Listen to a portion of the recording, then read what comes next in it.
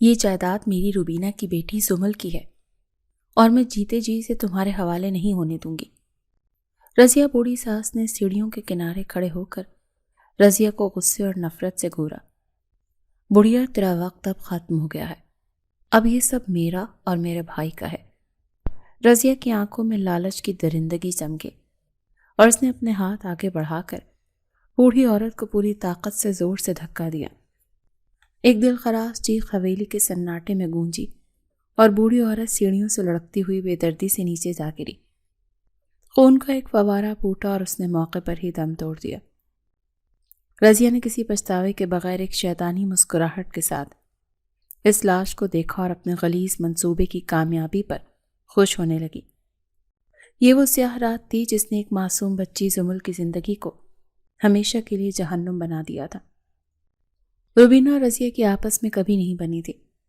جائیداد کا بٹوارا ہی کچھ ایسا کیا تھا کہ ساس نے اپنا سارا حصہ روبینہ کے شوہر یعنی زمل کے باپ کے نام کر دیا تھا، جبکہ دوسرے بیٹے کو صرف اس کا مقرر کردہ حصہ ملا تھا۔ رضیہ کے دل میں اسی دن سے روبینہ کے لیے زہر بھر گیا تھا۔ وقت گزرنے کے ساتھ جب زمل کا باپ ایک حادثے میں انتقال کر گیا تو ساس نے خلوص نیت سے چاہا کہ روبینہ کا نکاح اسلم سے پڑھا دیا جائے۔ رضیہ اس فیصلے کے سخت خلاف تھی، لیکن اس کا شوہر اسلم لالچی تھا اور جائیداد کی وجہ سے اس نے فوراً حامی بھر لی۔ روبینہ نے بھی صرف اپنی بیٹی کے مستقبل کی خاطر دل پر پتھر رکھ کر یہ رشتہ قبول کر لیا تھا، مگر قسمت کو ان کی یہ خوشی منظور نہیں تھی۔ نکاح کے اگلے ہی روز اسلم اور روبینہ کسی کام سے بازار جا رہے تھے کہ ان کی گاڑی خوفناک حادثے کا شکار ہو گئی اور دونوں موقع پر ہی جان کی بازی ہار گئے۔ رضیہ نے رو رو کر آسمان سر پر اٹھا لیا اور اس ساری تباہی اور اپنے شوہر کی موت کا سیدھا الزام روبینہ کی نحوست پر ڈال دیا۔ وہ روبینہ سے تو بدلہ نہ لے سکی، لیکن اس کی موت کے بعد اسے اپنا سارا غصہ اور نفرت اس کی معصوم بیٹی زمل کی طرف موڑ دیا۔ ساس کو مارنے اور جائیداد پر قبضہ کرنے کے بعد رضیہ نے زمل کو اس گھر کی نوکرانی بنا کر رکھ دیا۔ وقت کے ساتھ زمل بڑی ہوتی گئی، لیکن اس کے حصے میں صرف تانے، گالیاں اور مشقت ہی آئی۔ رضیہ نے اسے صرف میٹرک تک پڑھنے کی اجازت دی اور اس کے بعد اس پر گھر کے تمام کاموں کو بوجھ ڈال دیا۔ زمل، کمبخت، کہاں مر گئی تو؟ صبح ہو گئی اور ابھی تک ناشتہ نہیں بنا۔ رضیہ کی کرخت اور زہریلی آواز نے کچن میں کام کرتی زمل کو بری طرح چونکا دیا۔ آ رہی ہوں چچی جان، بس روٹیاں سیک رہی ہوں، زمل نے خوفزدہ لہجے میں جلدی سے جواب دیا اور اپنے دوپٹے کو سر پر مضبوطی سے اوڑھ لیا۔ تیری ماں روبینہ نے بھی میری زندگی عذاب کی تھی اور اب تو میری چھاتی پر مونگ ڈل رہی ہے۔ جلدی ہاتھ چلا ورنہ بھوکی رہے گی آج۔ رضیہ نے کچن کے دروازے پر کھڑے ہو کر نفرت سے اسے گھورا اور بڑبڑاتی ہوئی وہاں سے چلی گئی۔ زمل کی آنکھوں میں آنسو تیر گئے، لیکن اس نے خاموشی سے اپنے آنسو صاف کیے اور دوبارہ کام میں لگ گئی۔ یہ اس کی روزمرہ کی زندگی کا حصہ بن چکا تھا۔ اس رات بھی معمول کے مطابق زمل رات گئے تک جاگ رہی تھی۔ دن بھر کی شدید تھکن کے باوجود اس کی آنکھوں سے نیند کوسوں دور تھی۔ وہ صحن میں بچھی ایک پرانی چارپائی پر بیٹھی آسمان پر چمکتے ستاروں کو دیکھ کر اپنی ماں کو یاد کر رہی تھی کہ اچانک حویلی کی پچھلی دیوار سے کسی کے کودنے کی بھاری آواز آئی۔ زمل کا دل خوف سے زور زور سے دھڑکنے لگا۔ اس نے کانپتے قدموں کے ساتھ دیوار کی طرف دیکھا، جہاں اندھیرے میں ایک سایہ تیزی سے حرکت کر رہا تھا۔ اس سے پہلے کہ زمل کے منہ سے کوئی چیخ نکلتی، رضیہ بیگم بھی آواز سن کر جاگ چکی تھی۔ ان کے ہاتھ میں ایک موٹا اور مضبوط ڈنڈا تھا جنہوں نے احتیاطاً ہمیشہ اپنے سرہانے رکھا ہوتا تھا۔ کون ہے وہاں؟ چور، چور! رضیہ نے اندھیرے میں بغیر کچھ سوچے سمجھے وہ ڈنڈا پوری طاقت سے اس سائے کے سر پر دے مارا۔ ایک مدھم سی کرا ابھری اور وہ نامعلوم شخص چکرا کر زمین پر گرا اور بے ہوش ہو گیا۔ زمل خوف سے کانپتی ہوئی پیچھے ہٹ گئی اور اس نے اپنے منہ پر ہاتھ رکھ لیا۔ جلدی سے جا کر اسٹور روم سے موٹی رسی لے کر آ، کمبخت کھڑی کیا دیکھ رہی ہے؟ رضیہ نے ہانپتے ہوئے غصے سے زمل کو حکم دیا۔ زمل بھاگ کر اسٹور روم کی طرف گئی اور ایک موٹی رسی لے آئی۔ دونوں نے مل کر اس بے ہوش آدمی کو گھسیٹ کر صحن میں پڑی ایک لکڑی کی کرسی تک پہنچایا اور اسے اس کرسی کے ساتھ مضبوطی سے باندھ دیا۔ رضیہ نے جھک کر اس کا چہرہ دیکھنے کی کوشش کی، لیکن رات کی تاریکی کی وجہ سے کچھ صاف نظر نہیں آ رہا تھا۔ تو یہیں بیٹھ کر اس کی چوکیداری کر، میں صبح ہوتے ہی پولیس کو بلاتی ہوں۔ اگر یہ بھاگا تو یاد رکھنا تیری ٹانگیں توڑ کر رکھ دوں گی۔ رضیہ نے زمل کو سخت وارننگ دی اور اپنی چادر سمیٹتی ہوئی دوبارہ خراٹے لینے اپنے کمرے میں چلی گئی۔ زمل ڈرتے ڈرتے اس کرسی کے قریب زمین پر گھٹنوں کے بل بیٹھ گئی۔ اس کی سانسیں تیز چل رہی تھیں۔ کچھ دیر بعد اس بندھے ہوئے شخص نے ہوش میں آ کر تکلیف سے اپنا سر جھٹکا۔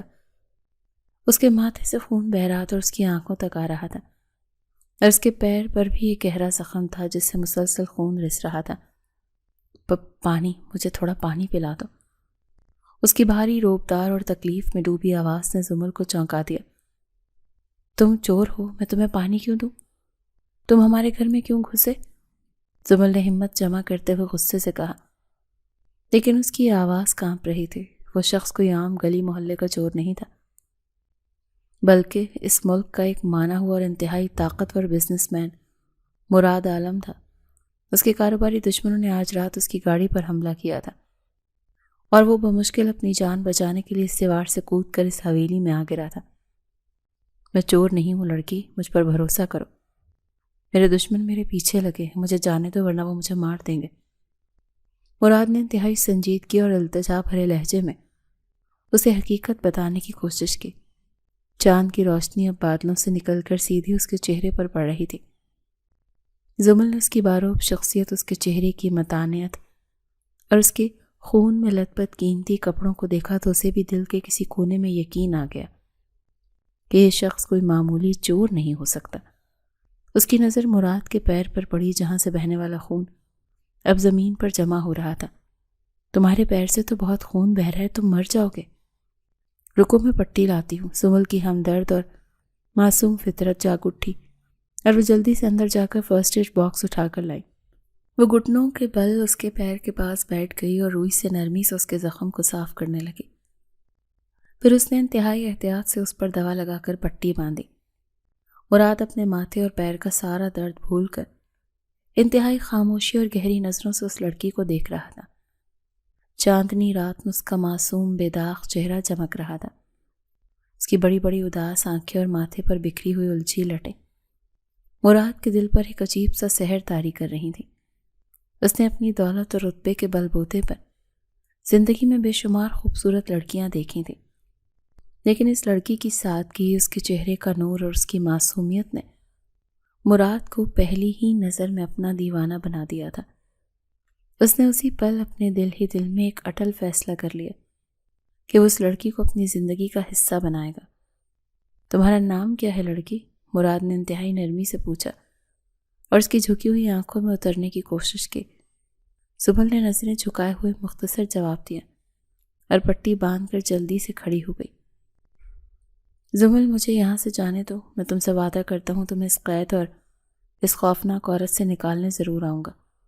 یہ مراد عالم کا تم سے وعدہ ہے۔ مراد نے اس کی آنکھوں میں سیدھا دیکھ کر ایک پختہ اور سچا وعدہ کیا۔ زمل نے کچھ سوچے سمجھے بغیر اپنے کانپتے ہاتھوں سے اس کی رسیوں کی گرہیں کھول دیں۔ اسے اس اجنبی کی گہری آنکھوں میں سچائی اور ایک عجیب سا تحفظ نظر آ رہا تھا جس کا اس نے زندگی میں کبھی تجربہ نہیں کیا تھا۔ اب تم جلدی سے چلے جاؤ اس سے پہلے کہ میری چچی جاگ جائے، ورنہ وہ مجھے زندہ نہیں چھوڑیں گی۔ زمل نے گھبرائے ہوئے لہجے میں ادھر سے ادھر دیکھتے ہوئے کہا اور جلدی سے اپنی چارپائی پر لیٹ کر آنکھیں بند کر لیں۔ مراد کرسی سے اٹھ کر کھڑا ہوا۔ اس نے گہری نظر زمل پر ڈالی جو چارپائی پر لیٹ کر سونے کی اداکاری کر رہی تھی، لیکن اس کی تیز چلتی سانسیں اس کی گھبراہٹ کی چغلی کھا رہی تھیں۔ وہ ہلکا سا مسکرایا اور دبے قدموں چلتا ہوا صحن میں لگے بڑے نیم درخت کے پیچھے چھپ گیا۔ اس نے وہاں کھڑے ہو کر ایک بار پھر اس لڑکی کے خوبصورت چہرے کو جی بھر کر دیکھا جسے وہ اب اپنا مان چکا تھا۔ بہت جلد پھر ملاقات ہوگی زمل، اس نے زیر لب محبت بھری سرگوشی کی اور پھر پھرتی سے دیوار پھاند کر رات کے اندھیرے میں غائب ہو گیا۔ صبح کی اذانیں فضا میں گونج رہی تھی۔ رضیہ بیگم انگڑائیاں لیتے ہوئے اپنے کمرے سے باہر نکلی۔ ان کی نظر سیدھی اس لکڑی کی کرسی پر پڑی جو بالکل خالی تھی اور کٹی ہوئی رسیاں زمین پر بکھری پڑی تھیں۔ ان کا خون کھول اٹھا اور آنکھوں میں غصے سے خون اتر آیا۔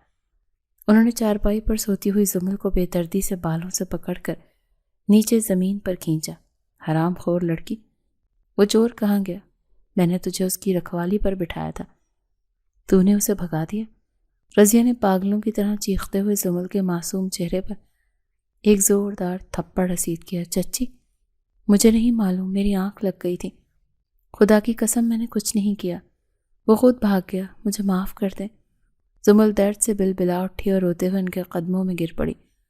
اس نے ہاتھ جوڑ کر گڑ گڑاتے ہوئے التجا کی، تیری آنکھ کیسے لگی؟ میں تجھے آج زندہ نہیں چھوڑوں گی، تو نے میرا نقصان کیا ہے۔ رضیہ نے بغیر اس کی کوئی بات سنے وہیں پڑا ہوا بھاری ڈنڈا اٹھایا اور زمل کے نازک وجود پر اندھا دھند برسانا شروع کر دیا۔ زمل درد کی شدت سے چیختی رہی، دہائیاں دیتی رہی، لیکن رضیہ کے ظالم دل میں کوئی رحم نہیں آیا۔ اس نے زمل کو اس قدر بے دردی سے مارا کہ اس کا جسم نیلا پڑ گیا اور اس کے کپڑے مٹی میں اٹ گئے۔ آج کے بعد پورے 3 دن تک تیرا کھانا پینا بند ہے۔ اگر تو نے کچن کا رخ بھی کیا یا پانی کا ایک گھونٹ بھی پیا تو تیری ٹانگیں کاٹ کر محلے کے کتوں کو ڈال دوں گی۔ رضیہ نے ہانپتے ہوئے وہ ڈنڈا دور پھینکا اور اسے زمین پر درد سے سسکتا چھوڑ کر غصے سے پیر پٹکتے ہوئے اندر چلی گئی۔ زمل مٹی پر پڑی روتی رہی اور اپنے بے گناہ ہونے پر آنسو بہاتی رہی۔ اس کی کمر اور بازوں سے شدید ٹیسیں اٹھ رہی تھیں اور اسے سمجھ نہیں آ رہی تھی کہ اس کی زندگی کا یہ عذاب کب اور کیسے ختم ہوگا۔ بھوک اور پیاس کی شدت سے نڈھال زمل کچن کے ٹھنڈے فرش پر پڑی، اپنی بے بسی پر خاموش آنسو بہا رہی تھی۔ مسلسل 2 دن گزر چکے تھے۔ رضیہ بیگم نے اپنے ظالمانہ اور شفقانہ فیصلے پر سختی سے قائم رہتے ہوئے اسے پانی کا قطرہ بھی پینے نہیں دیا تھا۔ اس کا سارا نازک اندرونی درد سے ٹوٹ رہا تھا اور گلابی ہونٹ سوکھ کر سفید پڑ چکے تھے۔ وہ مسلسل تیز بخار میں تپ رہی تھی، لیکن اس بے حس گھر میں اس کا حال پوچھنے والا کوئی ایک بھی ہمدرد نہیں تھا۔ وہ اپنی ماں روبینہ کی محبت کو یاد کر کے دل ہی دل میں تڑپ رہی تھی۔ اٹھ منحوس لڑکی، مٹی میں پڑی کیا ڈرامے کر رہی ہے؟ جا کر بازار سے سبزیاں لے کر آ، ورنہ آج رات بھی تجھے بھوکا سونا پڑے گا۔ رضیہ نے اپنے کمرے سے نکل کر کچن کے دروازے پر کھڑے ہو کر زمل کو حقارت سے گھورا اور انتہائی کرخت آواز میں چلائی، چچی جان، مجھ میں چلنے کی بالکل ہمت نہیں ہے، میرا سارا جسم بخار سے ٹوٹ رہا ہے، مجھے تھوڑا سا پانی دے دیں، خدا کے واسطے مجھ پر رحم کریں۔ زمل نے بمشکل اپنے سوکھے ہونٹوں پر زبان پھیری اور کانپتے ہاتھوں سے زمین کا سہارا لے کر اٹھنے کی کوشش کرتے ہوئے انتہائی کمزور اور لرزتے لہجے میں التجا کی، پانی تجھے تو میں چلو بھر پانی میں نہ دوں؟ چپ چاپ جا کر سبزی لا، اور اگر تو نے کوئی ہیلا بہانہ کیا نا تو کل کا دن بھی اسی طرح تڑپتے گزرے گا اور تجھے کوئی پوچھنے نہیں آئے گا، تیری موت بھی یہیں سی فرش پر ہوگی۔ رضیہ نے بے دردی سے اسے ٹھوکر ماری اور اپنا دوپٹہ سنبھالتے ہوئے بے رحمی سے اپنا حتمی فیصلہ سنایا۔ زمل کی سوجی ہوئی آنکھوں سے آنسو ٹوٹ کر گرے اور اس نے گرتے پڑتے دیوار کا سہارا لیا۔ لڑکھڑاتے قدموں کے ساتھ وہ گھر کے باہری دروازے سے باہر نکل گئی، کیونکہ وہ بہت اچھی طرح سے جانتی تھی کہ اس کی کسی بھی التجا کا اس پتھر دل عورت پر کوئی اثر نہیں ہوگا۔ دوپہر کی چلچلاتی دھوپ اور آسمان سے برستی آگ میں تپتی ہوئی سڑک پر چلنا اس کے لیے کسی عذاب سے کم نہیں تھا۔ گرم اور خشک ہوا کے تھپیڑے اس کے کمزور اور لاغر جسم سے مسلسل ٹکرا رہے تھے۔ اس کی سانسیں دھونکنے کی طرح چل رہی تھی اور ہر قدم اٹھانا ایک پہاڑ سر کرنے کے مترادف تھا۔ وہ بمشکل چند قدم ہی چل پائی کہ کمزوری اور بھوک کی شدت کی وجہ سے اس کی آنکھوں کے سامنے گہرا اندھیرا چھانے لگا۔ آس پاس کی دنیا گھومتی ہوئی محسوس ہونے لگی۔ یا اللہ میری مدد فرما، مجھ میں اب مزید یہ ظلم سہنے کی سکت نہیں ہے، مجھے اپنے پاس بلا لے۔ اس کے خشک لبوں سے ایک مدھم سی سسکاری نکلی اور اس سے پہلے کہ وہ کسی چیز کا سہارا لیتی وہ چکرا کر سڑک کے عین کنارے بے ہوش ہو کر گر پڑی۔ اس کا بے جان وجود مٹی میں لت پت ہو گیا۔ اسی لمحے سڑک کے دوسرے کنارے سے ایک سیاہ رنگ کی چمکتی ہوئی انتہائی مہنگی گاڑی اس کے قریب آ کر اچانک رکی۔ ڈرائیونگ سیٹ پر بیٹھا شخص کوئی اور نہیں بلکہ ملک کا مشہور اور طاقتور ترین بزنس مین مراد عالم تھا۔ وہ اپنی ایک انتہائی اہم کاروباری میٹنگ کے لیے جا رہا تھا کہ اچانک اس کی تیز نظر سڑک پر پڑی اس بے ہوش اور کمزور لڑکی پر پڑی۔ اس کا دل سینے میں زور سے دھڑکا اور ایک لمحے کے لیے اس کی سانس رک گئی۔ زمل، یہ تو وہی لڑکی ہے۔ مراد کے منہ سے بے ساختہ انتہائی صدمے کے عالم میں اس کا نام نکلا اور وہ تیزی سے اپنی گاڑی کا دروازہ کھول کر باہر کی طرف لپکا۔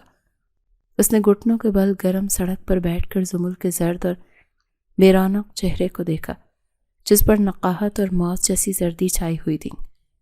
مراد کے سینے میں ایک عجیب سی کسک اور شدید تکلیف اٹھی۔ اس نے بغیر کسی پرواہ کے اس کمزور اور مٹی میں لت پت وجود کو اپنے مضبوط باہوں میں اٹھا لیا۔ جلدی سے قریبی اسپتال چلو، گاڑی پوری رفتار سے تیز چلا، اگر اسے کچھ ہو گیا تو میں کسی کو زندہ نہیں چھوڑوں گا۔ مراد نے اپنی گاڑی کی پچھلی سیٹ پر اسے انتہائی احتیاط سے لٹاتے ہوئے اپنے ڈرائیور کو سخت اور غضبناک لہجے میں حکم دیا۔ ہسپتال کے ایک پرتعیش پرائیویٹ وارڈ میں ہر طرف سکوت چھایا ہوا تھا۔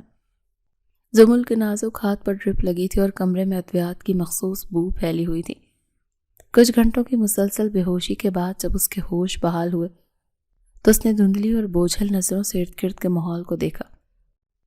سفید دیواریں اور یہ اجنبی جگہ اسے کسی نئی مصیبت کا پتہ دے رہی تھی۔ اس کی نظر اچانک سامنے صوفے پر بیٹھے شخص پر پڑی جو انتہائی گہری اور فکر مند نظروں سے مسلسل اسے ہی دیکھ رہا تھا۔ تم وہ چور، تم یہاں کیا کر رہے ہو؟ اور میں کہا ہوں مجھے یہاں کون لایا؟ زمل شدید خوف اور حیرت سے اٹھ کر بیٹھ گئی اور اس نے گھبراہٹ کے عالم میں جھٹکے سے اپنے ہاتھ سے ڈرپ کی سوئی کھینچ دی۔ خون کی ایک بوند اس کے ہاتھ پر ابھر آئی۔ پاگل لڑکی، کیا کر رہی ہو؟ تمہارے ہاتھ سے خون نکل رہا ہے۔ چپ چاپ لیٹ جاؤ، تمہیں آرام کی ضرورت ہے۔ مراد تیزی سے اپنی جگہ سے اٹھ کر اس کی طرف بڑھا اور انتہائی پریشانی سے اس کے ہاتھ کو پکڑنے کی کوشش کی۔ مجھ سے دور رہو، میری چچی نے مجھے تمہارے ساتھ دیکھ لیا تو وہ مجھے سچ میں جان سے مار دیں گی۔ مجھے جانے تو میں یہاں نہیں رک سکتی۔ زمل نے روتے ہوئے اپنا ہاتھ پوری طاقت سے پیچھے کھینچا اور بستر سے نیچے اترنے لگی۔ اس کا پورا جسم خوف سے کانپ رہا تھا۔ وہ اجنبی سے اور اپنی ظالم چچی کے غصے سے بے حد خوف زدہ تھی۔ مراد اسے اس طرح بری طرح ڈرا ہوا روتا دیکھ کر فوراً پیچھے ہٹ گیا تاکہ اسے مزید کوئی جذباتی تکلیف نہ ہو۔ میں تمہیں کوئی نقصان نہیں پہنچاؤں گا زمل، میری بات غور سے سنو۔ میں تمہارا دشمن نہیں ہوں، مجھ پر بھروسہ کرو۔ مراد نے انتہائی نرمی اور درد بھرے لہجے میں اسے سمجھانے کی کوشش کی لیکن زمل نے اس کی ایک نہ سنی۔ وہ وارڈ کا دروازہ کھول کر تیزی سے باہر راہداری کی طرف بھاگی۔ مراد نے ایک پل کے لیے اسے روکنا چاہا مگر پھر اپنے قدم وہیں روک لیے کیونکہ وہ نہیں چاہتا تھا کہ اس کی زبردستی کی وجہ سے زمل مزید کسی مصیبت یا بدنامی میں پھنسے۔ وہ بس خاموشی اور بے بسی سے اسے گرتے پڑتے جاتے ہوئے دیکھتا رہا۔ زمل ہانپتی کانپتی اور گرتی پڑتی اپنے محلے کی تنگ گلی میں داخل ہوئی لیکن اپنے گھر کے ٹوٹے ہوئے دروازے پر محلے کی عورتوں کا ایک بڑا ہجوم دیکھ کر اس کے قدم وہیں زمین میں گڑ گئے۔ رضیہ بیگم زمین پر بیٹھی اپنے بال کھولے دھاڑے مار مار کر رو رہی تھی اور ان کی آواز پورے محلے میں گونج رہی تھی۔ ہائے میری تو خاندانی عزت ہی مٹی میں مل گئی۔ یہ بے حیا اور بدچلن لڑکی کسی گنڈے کے ساتھ بھاگ گئی تھی، اب اپنا منہ کالا کروا کر واپس آ گئی ہے۔ میں محلے والوں کو کیا منہ دکھاؤں گی؟ رضیہ نے زمل کو سامنے کھڑے دیکھتے ہی اپنی جھوٹی اداکاری شروع کر دی اور زور زور سے اپنا سینہ پیٹ پیٹ کر رونے لگی۔ کیا کہہ رہی ہیں چچی جان؟ میں تو بازار سبزی لینے گئی تھی، دھوپ کی وجہ سے بے ہوش ہو گئی تھی، مجھے تو کوئی اسپتال لے کر گیا تھا۔ خدا کے لیے مجھ پر یہ گندی تہمت مت لگائیں۔ زمل کے پیروں تلے سے زمین نکل گئی اور اس نے زاروں قطار روتے ہوئے ان تمام عورتوں کو اپنی صفائی دینے کی بھرپور کوشش کی۔ جھوٹ بولتی ہے مکار، اور جھوٹی کہیں گی۔ اگر اسپتال گئی تھی تو ہمیں کوئی خبر تو آتی نا، تو ضرور اپنے کسی آشنا کے ساتھ رنگ رلیاں منانے گئی تھی۔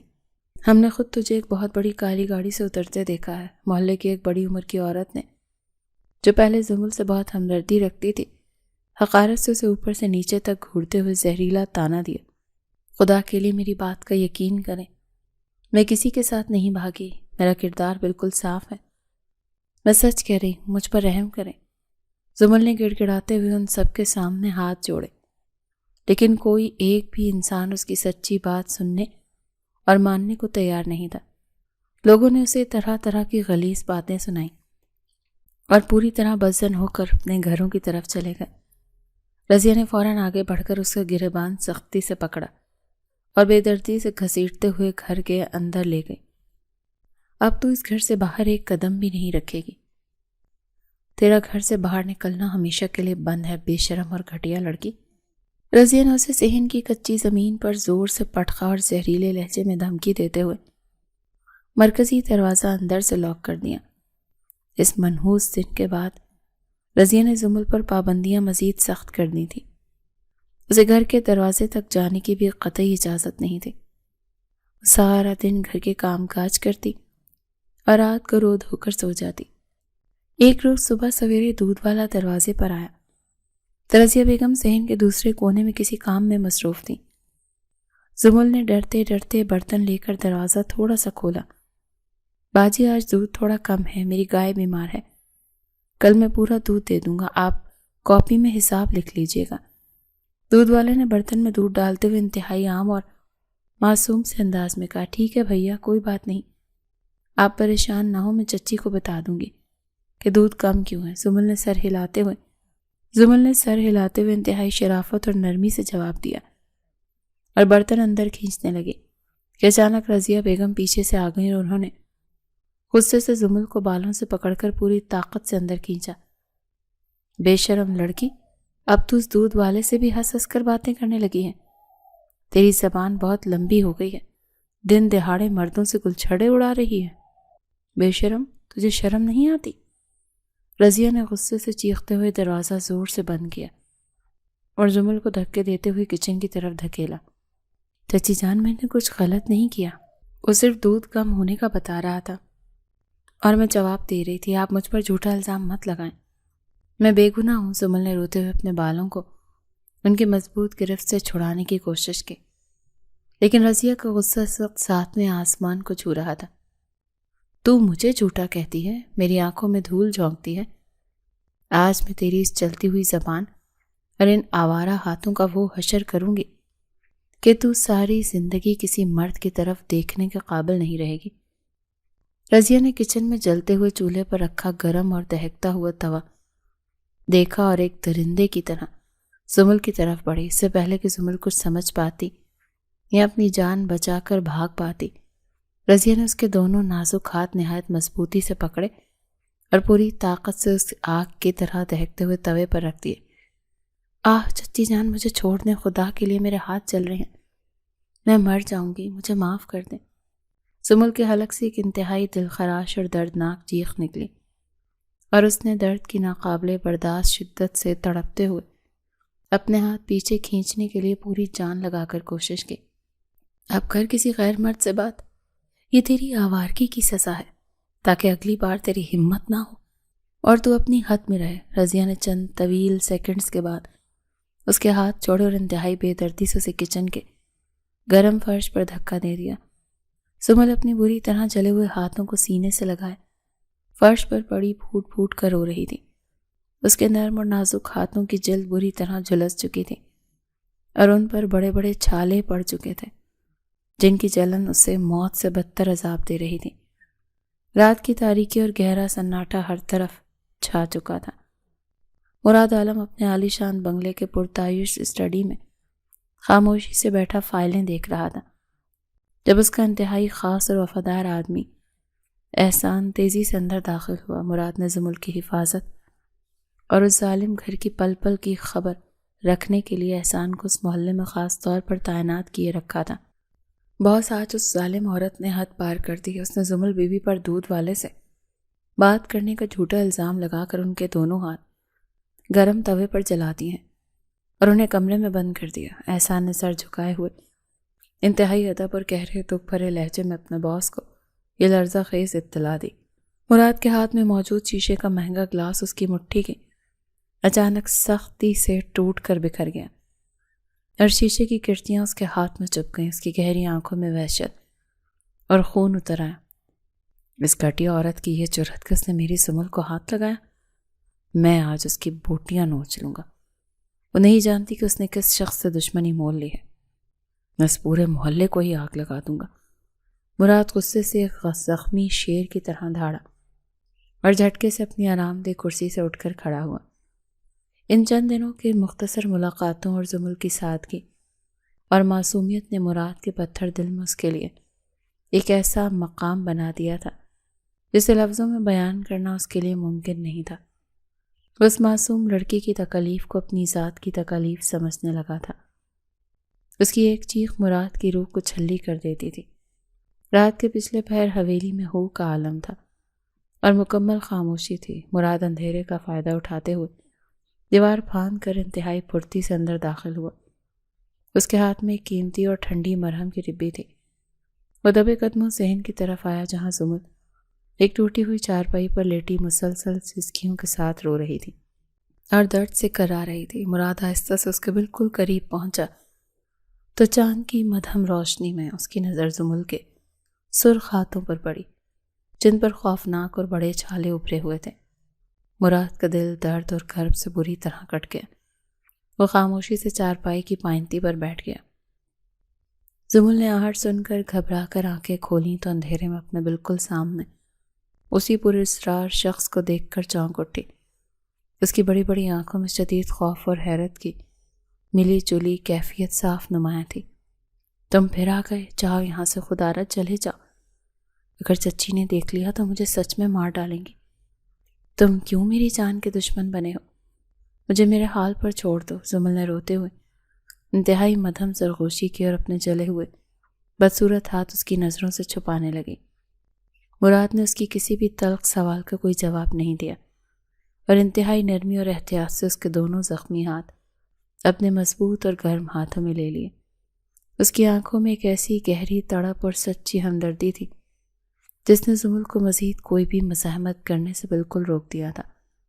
تمہیں کچھ بولنے کی بالکل ضرورت نہیں ہے، بس چپ چاپ مجھے اپنا کام کرنے دو اور آرام سے لیٹی رہو۔ مراد نے انتہائی دھیمے اور درد بھرے لہجے میں اسے تسلی دی اور اپنے ہاتھ میں موجود مرہم کی ڈبی کھولی۔ اس نے اپنی انگلیوں کی مدد سے انتہائی نرمی کے ساتھ زمل کے جلے ہوئے زخموں کو اور چھالوں پر ٹھنڈا مرہم لگانا شروع کیا۔ زمل کی آنکھوں سے آنسو مسلسل بہہ کر تکیے میں جذب ہو رہے تھے، لیکن اس بار یہ آنسو صرف جلن اور درد کے نہیں بلکہ اس اجنبی شخص کی اس قدر فکر اور خاموش محبت کو دیکھ کر تھے۔ مراد نے بنا کوئی اور بات کیے پوری توجہ سے اس کے دونوں ہاتھوں پر مرہم لگایا اور پھر ان پر ہلکی سی پٹی باندھ دی۔ اس نے زمل کے آنسوں سے بھیگے معصوم چہرے کو ایک گہری اور دلسوز نظر سے دیکھا اور پھر اسی پراسرار انداز میں وہاں سے چلا گیا جیسے وہ آیا تھا۔ زمل اپنے ہاتھوں پر لگی ٹھنڈی مرہم اور اس شخص کی گرم لمس کو شدت سے محسوس کرتے ہوئے اندھیرے میں اسے جاتے ہوئے دیکھتی رہی اور اس کا ٹوٹا ہوا دل ایک انجانے اور میٹھے احساس سے دھڑکنے لگا۔ صبح کی مدھم اور اداس روشنی کچن کے ٹوٹے ہوئے دروازے سے اندر داخل ہو رہی تھی۔ زمل نے اپنی بھاری اور سوجی ہوئی آنکھیں کھولیں تو اسے اپنے جلے ہوئے ہاتھوں پر ایک عجیب سی ٹھنڈک اور سکون کا احساس ہوا۔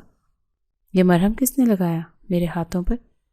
کیا وہ اجنبی شخص واقعی رات کو آیا تھا یا یہ میرا کوئی حسین وہم تھا؟ زمل نے اپنے ہاتھوں پر بندھی صاف پٹی کو انتہائی حیرت اور الجھن سے دیکھتے ہوئے خود سے دھیمی سرگوشی کی۔ اس کی آنکھوں میں ایک انجانی سی چمک اور دل میں ایک نامعلوم سی امید جاگ اٹھی تھی۔ اٹھ جا کامچور لڑکی، سورج سر پر آ گیا اور تو ابھی تک نوابوں کی طرح بڑی خواب دیکھ رہی ہے۔ چل اٹھ اور صحن کی صفائی کر۔ رضیہ بیگم نے کچن کے دروازے پر کھڑے ہو کر اپنی روایتی اور کرخت لہجے میں زمل کو چھڑکتے ہوئے نیند سے پوری طرح بیدار کر دیا۔ چچی جان، میرے ہاتھوں میں بہت شدید درد اور چھالے پڑے ہوئے ہیں، میں آج جھاڑو کیسے دوں گی؟ مجھ پر تھوڑا سا رحم کریں۔ زمل نے اپنے زخمی ہاتھوں کو سینے سے لگاتے ہوئے انتہائی بے بسی اور خوفزدہ لہجے میں اپنی ظالم چچی سے رحم کی بھیک مانگی تھی۔ تیرے ہاتھ جلے ہیں، تیری ٹانگیں تو سلامت ہے نا؟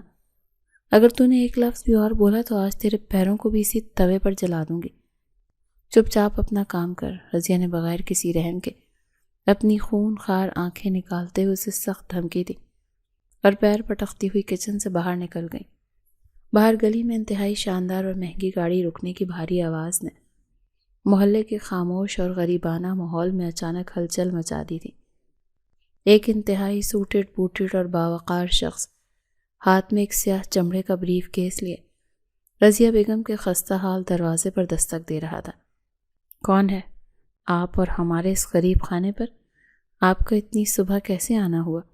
آپ کسی کو ڈھونڈ رہے ہیں کیا؟ رضیہ بیگم نے دروازہ کھولا اور اس امیر زادے جیسے شخص کو اوپر سے نیچے تک گھورتے ہوئے انتہائی حیرت اور تجسس بھرے لہجے میں سوال کیا۔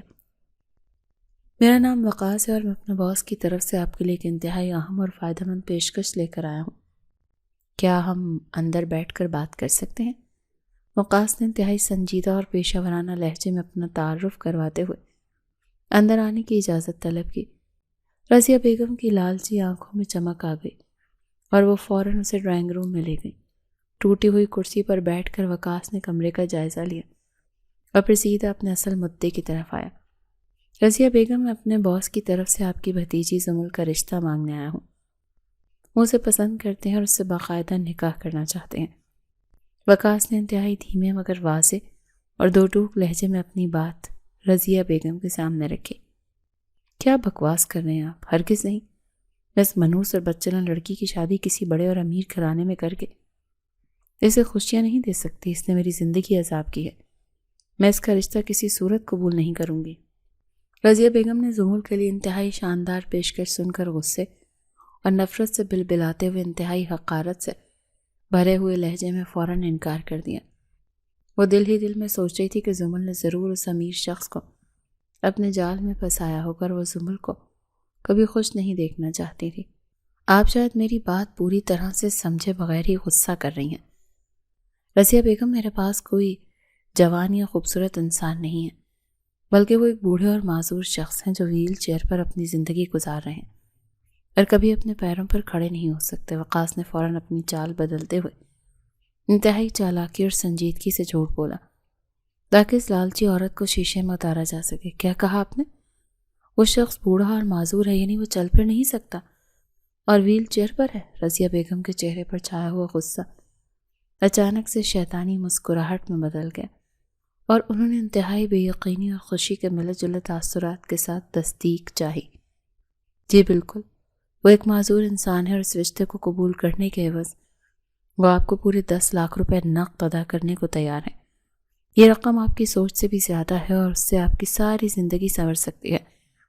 وقاص نے اپنے ہاتھ میں موجود سیاہ بریف کیس کو میز پر رکھا اور لاک کھول کر نوٹوں کی چمکتی ہوئی گڈیاں رضیہ بیگم کے سامنے پیش کرتے ہوئے انتہائی پرکشش لہجے میں پیشکش کی۔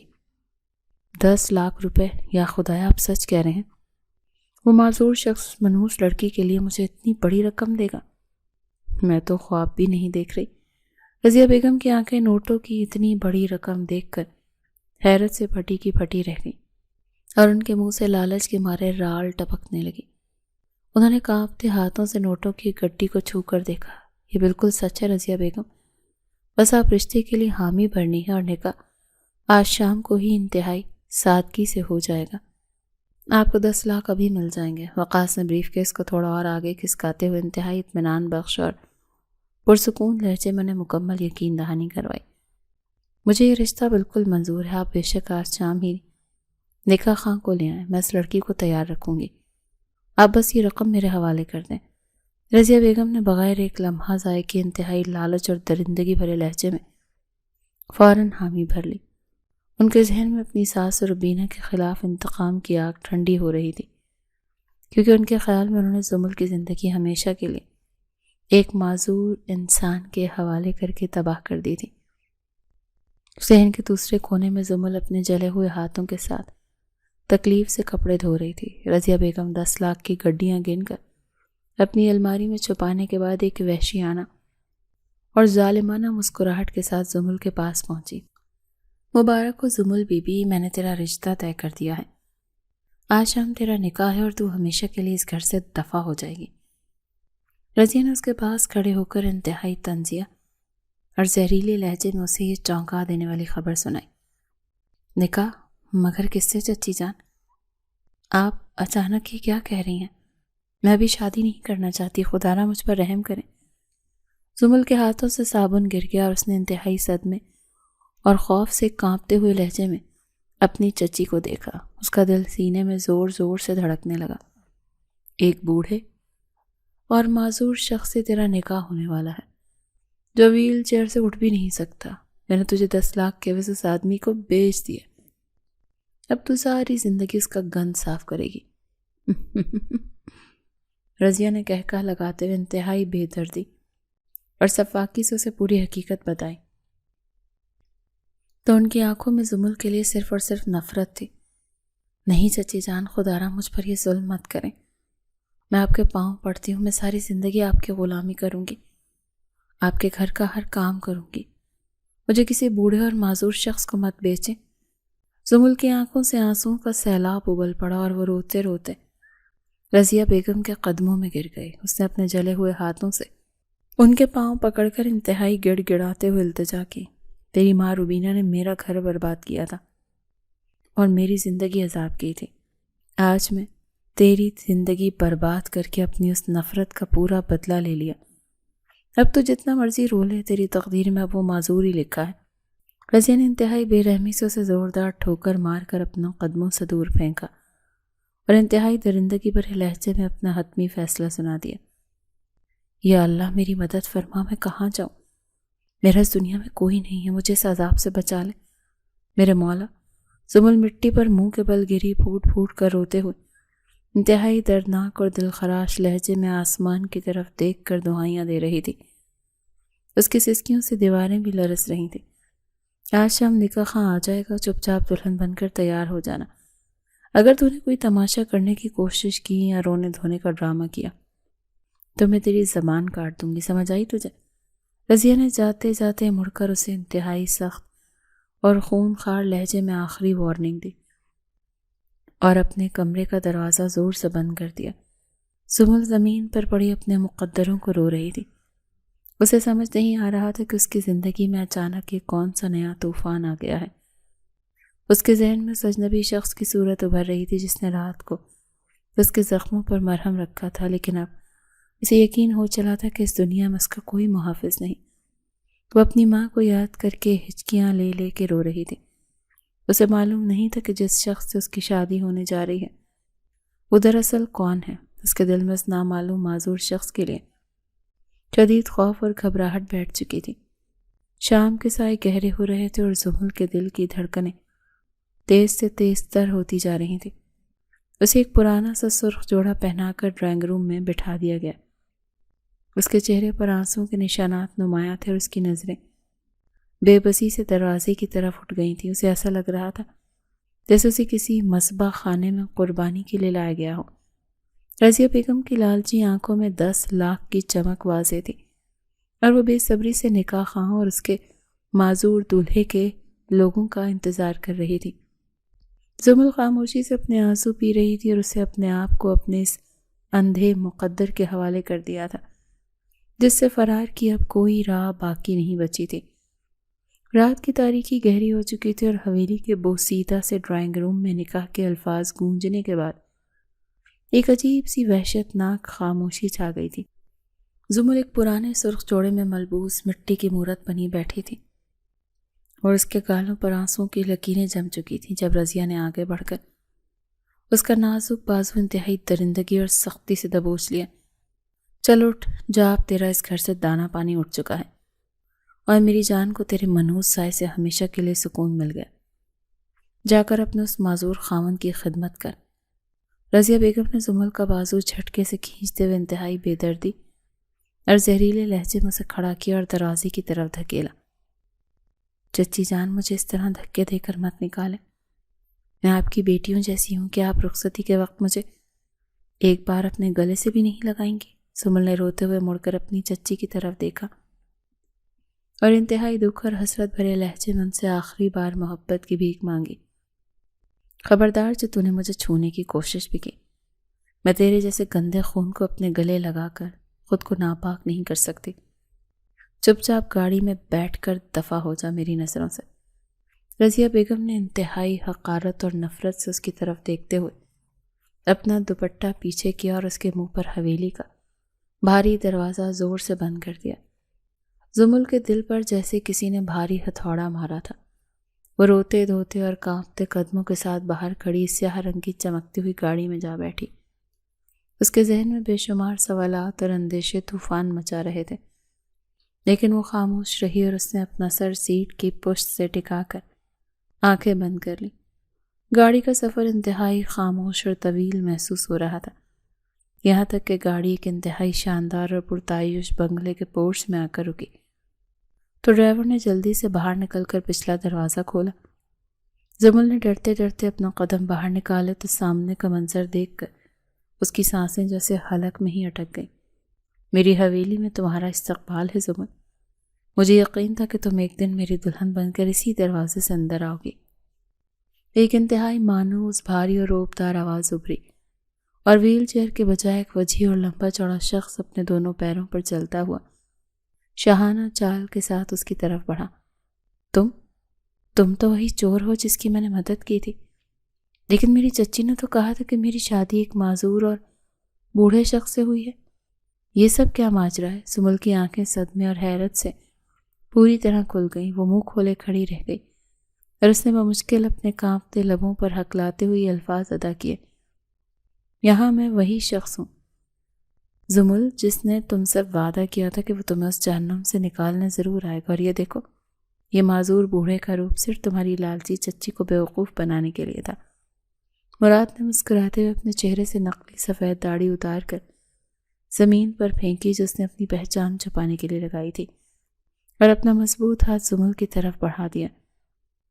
کیا مطلب آپ نے میری چچی کو 10 لاکھ روپے دے کر مجھ سے نکاح کیا ہے؟ لیکن آپ تو اپنے پیروں پر بالکل ٹھیک چل رہے ہیں، مجھے کچھ سمجھ نہیں آ رہا۔ زمل ابھی تک سکتے کی حالت میں تھی اور اس نے انتہائی بے یقینی اور الجھن بھرے لہجے میں مراد کے چہرے کو دیکھتے ہوئے پوچھا۔ مراد نے ہلکی سی مسکراہٹ کے ساتھ اس کے سامنے چٹکی بجائی تاکہ وہ اپنے اس صدمے اور حیرت کے خول سے باہر آ سکے، اور پھر انتہائی نرمی سے اس کا ہاتھ پکڑ کر اسے بگلے کے اندر چلنے کے لیے کہا، میں کوئی چور یا معذور نہیں ہوں، بلکہ اس ملک کا مانا ہوا بزنس مین مراد عالم ہوں، اور میں تم سے اتنی شدید محبت کرتا ہوں کہ تمہیں پانے کے لیے مجھے یہ سارا کھیل رچانا پڑا۔ میں تمہیں اس ظالم عورت کے چنگل سے ہمیشہ کے لیے آزاد کروانا چاہتا تھا۔ مراد نے اسے ڈرائنگ روم کے بیچوں بیچ کھڑا کیا اور اس کی آنکھوں میں گہرائی سے دیکھتے ہوئے انتہائی سچے، جذباتی اور محبت بھرے لہجے میں اپنے دل کا سارا حال اس کے سامنے رکھ دیا۔ یا اللہ، تیرا لاکھ لاکھ شکر ہے کہ تو نے میری دعائیں سن لی اور مجھے اس ظالم چچی کے عذاب سے بچا کر ایک ایسا محافظ دے دیا جو مجھ سے اتنی محبت کرتا ہے۔ زمل کی آنکھوں میں خوشی اور تشکر کے آنسو بہہ نکلے۔ وہ اپنے نصیب پر رشک کر کے رہ گئی اور اس نے انتہائی جذباتی انداز میں آسمان کی طرف دیکھ کر خدا کا شکر ادا کیا۔ ان کی زندگی میں خوشیوں نے پہلی بار دستک دی تھی اور وہ دونوں اپنے تمام دکھوں کو بلا کر ایک نئی زندگی کی شروعات کرنے کے لیے ہنی مون پر بیرون ملک چلے گئے، جہاں مراد نے زمل کو دنیا کی ہر وہ خوشی دی جس کی وہ ہمیشہ سے ترستی رہی تھی۔ کچھ ہفتوں بعد جب وہ اپنا خوبصورت اور یادگار ہنی مون منا کر واپس اپنے شہر لوٹے تو ان کی گاڑی ایک سگنل پر رکی۔ زمل کی نظر سڑک کے کنارے بھیک مانگتی ہوئی ایک خستہ حال عورت پر پڑی جس کے کپڑے پھٹے ہوئے تھے اور بال بکھرے ہوئے۔ مراد، گاڑی روکیں، وہ عورت تو بالکل میری چچی جان جیسی لگ رہی ہیں، خدا را جلدی سے گاڑی سائڈ پر لگائیں، مجھے جا کر دیکھنے دیں۔ زمل کا دل زور سے دھڑکا۔ اس نے انتہائی پریشانی اور گھبراہٹ بھرے لہجے میں مراد کے بازو کو پکڑ کر التجا کی۔ مراد نے خاموشی سے گاڑی سائڈ پر روکی تو زمل تیزی سے باہر نکلی اور اس عورت کے قریب گئی۔ وہ واقعی رضیہ بیگم تھیں جو مٹی میں لت پت بیٹھی لوگوں کے سامنے ہاتھ پھیلا رہی تھیں۔ زمل نے فوراً ان کا ہاتھ پکڑ کر انہیں سہارا دیا اور انہیں اپنی گاڑی کی پچھلی سیٹ پر لا کر بٹھا دیا۔ چچی جان، آپ کی یہ حالت کیسے ہو گئی؟ حویلی کہاں گئی؟ اور آپ سڑکوں پر اس طرح سے بھیک کیوں مانگ رہی ہیں؟ مجھے بتائیں، کیا ہوا ہے آپ کے ساتھ؟ زمل نے پانی کی بوتل ان کے لبوں سے لگائی اور انتہائی دکھ اور ہمدردی بھرے لہجے میں ان کے آنسو صاف کرتے ہوئے پوچھا، زمل بیٹی، میرے سگے بھائی نے میرے ساتھ بہت بڑا دھوکہ کیا۔ اس نے 10 لاکھ روپے اور ساری جائیداد مجھ سے چھین لی اور مجھے دھکے دے کر گھر سے نکال دیا، لیکن اس سب کی ذمہ دار تو ہی ہے، کیونکہ جب سے تم میرے گھر سے گئی ہے میری قسمت پھوٹ گئی ہے، تیری نحوست نے مجھے برباد کر دیا۔ رضیہ بیگم نے روتے ہوئے سارا واقعہ سنایا، لیکن اپنی پرانی عادت اور تکبر کے باعث انہوں نے انتہائی زہریلے اور غصیلے لہجے میں اپنی بربادی کا سارا قصور پھر سے زمل پر ہی ڈال دیا۔ بس کر دیں رضیہ بیگم، آپ کو ذرا بھی شرم نہیں آ رہی کہ جس لڑکی پر آپ نے ساری زندگی ظلم کیا آج وہی آپ کو سڑک سے اٹھا کر لائی ہے اور آپ اب بھی اسی کو کوس رہی ہیں؟ مراد نے ڈرائیونگ سیٹ سے پیچھے مڑ کر دیکھا اور انتہائی غضبناک اور سخت لہجے میں رضیہ بیگم کو ڈانٹتے ہوئے انہیں خاموش رہنے کا حکم دیا۔ وہ اپنی بیوی کے خلاف ایک لفظ بھی سننے کو تیار نہیں تھا۔ مراد نہ چاہتے ہوئے بھی زمل کی ضد پر رضیہ بیگم کو اپنے بنگلے پر تو لے آیا، مگر گھر کے اندر داخل ہوتی اس نے اپنا رخ رضیہ بیگم کی طرف کیا اور ان کی آنکھوں میں آنکھیں ڈال کر سرد لہجے میں حکم صادر کیا، رضیہ بیگم جا کر زمین پر بیٹھے اور میری بیوی زمل کے پاؤں دبائیں، بالکل ویسے جیسے آپ اس معصوم جان سے اپنے پاؤں دبوایا کرتی تھی اور اس پر ظلم کرتی تھی۔ آج آپ کو احساس ہوگا کہ کسی کو ذلیل کرنے کا مطلب کیا ہوتا ہے۔ مراد نے صوفے پر بیٹھتے ہوئے انگلی کے اشارے سے رضیہ بیگم کو زمین پر بیٹھنے کا انتہائی دو ٹوک اور سخت حکم دیا۔ وہ اس ظالم عورت کو یہ ثابت کرنا چاہتا تھا کہ اس کی بربادی میں زمل کا کوئی قصور نہیں، بلکہ یہ ان کے اپنے کرموں کی سزا ہے۔ نہیں مراد، خدارا ایسا مت کریے، میری چچی ہیں اور مجھ سے بڑی ہیں، میں ان سے اپنے پاؤں نہیں دبا سکتی، یہ بہت بڑا گناہ ہوگا، انہیں معاف کر دیں۔ زمل یہ سن کر بری طرح گھبرا گئی اور اس نے انتہائی پریشانی اور خوفزدہ لہجے میں مراد کے آگے ہاتھ جوڑتے ہوئے اسے روکنے کی کوشش کی۔ تم اس معاملے میں بالکل چپ رہو زمل، یہ میرا اور ان کا معاملہ ہے، انہیں اپنے کیے کی سزا بھگتنی پڑے گی تاکہ ان کا تکبر ٹوٹ سکے۔ میں نے کہا زمین پر بیٹھ جاؤ رضیہ بیگم۔ مراد نے زمل کا ہاتھ پکڑ کر اسے اپنے پاس بٹھایا اور انتہائی روبدار اور غصیلے لہجے میں دوبارہ اپنا حکم دہراتے ہوئے اسے خاموش رہنے کی تلقین کی۔ رضیہ بیگم نے دانت پیستے ہوئے انتہائی ذلت اور غصے کے ساتھ زمل کے قدموں میں بیٹھ کر اس کے پاؤں دبانا شروع کیے۔ ان کے دل میں زمل کے خلاف نفرت کا ایک نیا طوفان کھڑا ہو گیا تھا، کیونکہ ان کا خیال تھا کہ زمل یہ سب جان بوجھ کر اپنے شوہر سے کروا کر ان سے اپنا پرانا بدلہ لے رہی ہے۔ اگلے دن جب مراد کسی کام سے باہر گیا تو رضیہ بیگم نے موقع پا کر زمل کو کچن میں اکیلا دیکھ لیا اور اس کا سارا غبار باہر آ گیا۔ تو بہت چالاک نکلی زمل، تو نے اپنے شوہر کو میرے خلاف بھڑکا کر مجھ سے اپنے پاؤں دبا کر بہت بڑا تیر مارا ہے، تو جان بوجھ کر مجھے ذلیل کروا رہی ہے، لیکن یاد رکھ میں تیری اس خوشی کو آگ لگا دوں گی۔ رضیہ بیگم نے زمل کا بازو سختی سے پکڑ کر اسے جھنجھوڑا اور انتہائی نفرت اور زہریلے لہجے میں اس پر سنگین الزامات لگائے۔ چچی جان، میں نے ایسا کچھ نہیں کیا، میں تو خود مراد کو روک رہی تھی، آپ مجھ پر اتنا بڑا الزام کیوں لگا رہی ہیں؟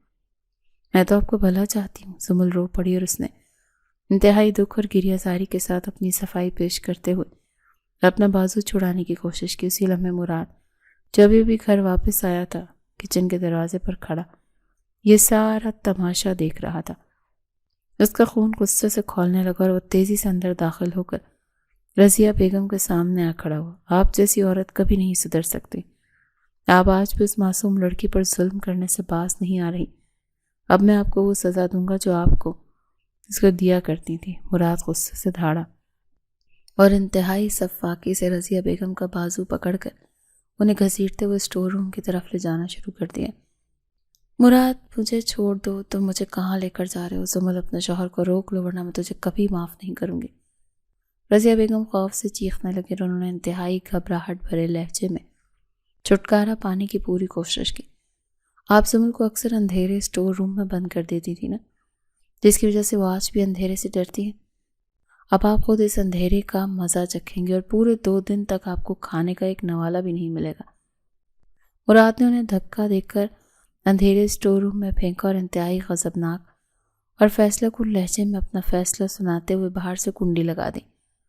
خدارا مراد انہیں باہر نکال دیں، وہ بوڑھی ہیں، بھوک اور اندھیرے سے مر جائیں گی، میں آپ کے آگے ہاتھ جوڑتی ہوں، میری خاطر انہیں معاف کر دیں۔ زمل نے روتے روتے مراد کے قدموں میں گر گئی اور انتہائی دردناک اور سسکتے ہوئے لہجے میں اپنی ظالم چچی کے لیے رحم کی بھیک مانگنے لگی۔ نہیں زمل، جب تک اس عورت کو اپنے گناہوں کا سچا احساس نہیں ہوگا میں اس دروازے کی کنڈی نہیں کھولوں گا، تم اپنے کمرے میں جاؤ اور مجھے اکیلا چھوڑ دو۔ مراد نے انتہائی سختی سے زمل کو اٹھا کر اپنے فیصلے پر اٹل رہتے ہوئے اسے وہاں سے جانے کا حتمی حکم دیا۔ 2 دن تک زمل مسلسل روتی رہی اور مراد کے آگے منتیں کرتی رہی۔ اسٹور روم کے اندر سے رضیہ بیگم کی سسکیاں اور معافی کی آوازیں آ رہی تھیں، جنہیں سن کر زمل کا دل خون کے آنسو رو رہا تھا۔ آخر کار 2 دن بعد زمل جب کھانا پینا چھوڑ دیا تو مراد کو ہار ماننی پڑی اور اس نے جا کر اسٹور روم کا دروازہ کھول دیا۔ رضیہ بیگم کی حالت غیر ہو چکی تھی، وہ بھوک اور پیاس اور اندھیرے کے خوف سے نڈال ہو کر زمین پر گری ہوئی تھی۔ ان کی آنکھوں میں اب تکبر کی جگہ ایک شدید پچھتاوا اور شرمندگی چھائی ہوئی تھی۔ مجھے معاف کر دے زمل بیٹی، میں نے تیرے ساتھ بہت برا کیا۔ تیری ماں کے بعد میں تجھے صرف تکلیف دی، لیکن تو پھر بھی میرے لیے تڑپ رہی ہے۔ میں بہت بری عورت ہوں، مجھے اللہ کبھی معاف نہیں کرے گا۔ رضیہ بیگم زاروں قطار روتے ہوئے زمل کے قدموں سے لپٹ گئی، انتہائی ندامت، پچھتاوے اور درد بھرے لہجے میں اپنے گناہوں کی سچی معافی مانگنے لگی۔ چچی جان، آپ ایسا مت کہیں، میں نے آپ کو دل سے معاف کر دیا، آپ میری ماں کی جگہ ہیں۔ اب ہم سب ایک ساتھ خوشی سے رہیں گے، آپ بس رونا بند کر دیں۔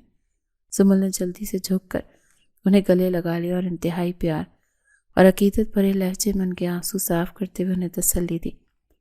ایک انتہائی جذباتی اور دل کو چھو لینے والا منظر تھا، جہاں برسوں کی نفرت اور ظلم آخرکار محبت اور معافی کے سامنے دم توڑ گئے تھے۔ مراد خاموشی سے کھڑا یہ سب دیکھ رہا تھا اور اس کے چہرے پر ایک پرسکون سی مسکراہٹ تھی۔ مجھے بھی معاف کر دیجیے گا رضیہ بیگم، میں نے آپ کے ساتھ جو بھی سختی کی وہ صرف آپ کو یہ سمجھانے کے لیے کہ ظلم کا انجام ہمیشہ برا ہوتا ہے۔ میری نیت آپ کو تکلیف دینا نہیں بلکہ آپ کو احساس دلانا تھی۔ مراد نے آگے بڑھ کر انتہائی نرمی اور باوقار لہجے میں رضیہ بیگم سے اپنے سخت رویے کی معافی مانگی اور ان کے سر پر احترام سے ہاتھ رکھا۔ تم نے میری آنکھیں کھول دی ہیں بیٹا، میں اب اپنی باقی زندگی تم دونوں کی خوشیاں دیکھ کر گزاروں گی اور کبھی تم لوگوں کو شکایت کا موقع نہیں دوں گی۔ رضیہ بیگم نے انتہائی خلوص اور ممتا بھرے لہجے میں مراد کو دعائیں دیتے ہوئے اپنی سچی توبہ کا اقرار کیا۔ یوں اس نفرت، ظلم اور انتقام کی کہانی کا اختتام ایک خوبصورت معافی اور محبت پر ہوا، اور وہ تینوں ایک ہی چھت کے نیچے ایک مخلص اور خوشگوار خاندان کی طرح اپنی نئی زندگی ہنسی خوشی گزارنے لگے۔